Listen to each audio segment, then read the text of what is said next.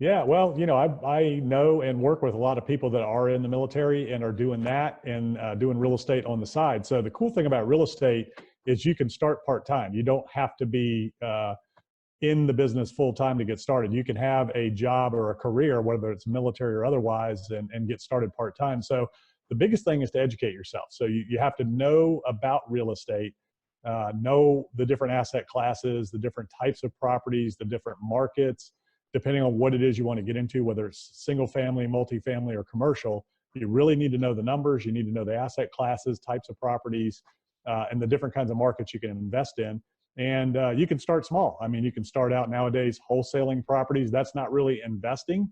That's a transactional business, but it's a great way to get started in real estate and start learning how to invest in real estate. But again, wholesaling is not investing in real estate. You're just selling the right to purchase a property. You're selling a contract, so it's very transactional.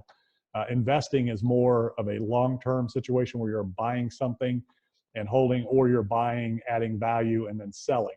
Arbitrage is just transactional, retail real estate. So that's the best way to get started. Just learn, educate. You can partner with other people. You can invest with other people. So there's a number of ways to get started while you have a full-time career.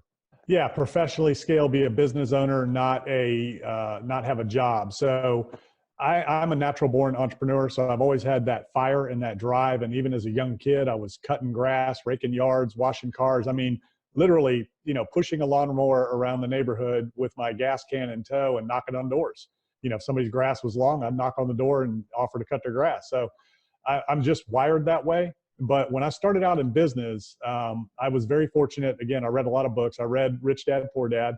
And the premise of that book is having businesses that generate cash flow to invest in bigger assets. That's really what the story is all about. It's about owning a business or multiple businesses. It's about going from employee to business owner to an entrepreneur, right? So a lot of small business owners actually own a job. They don't own a business. A business is something that operates when you're not there.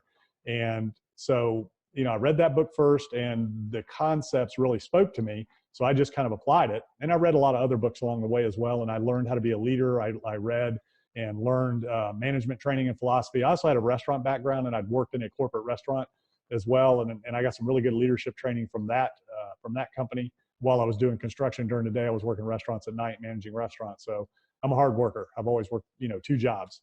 So I knew that I wanted to scale, and I wanted to grow, and I wanted to be able to create a company that existed and ran without me, and not just without me, but ran better. So I say that the true mark of a great leader, the true mark of how good of a job you've done building a business, is how well it runs when you're not there. Now, I'm not saying that in a flippant way to where you can just walk away and not pay attention to your business.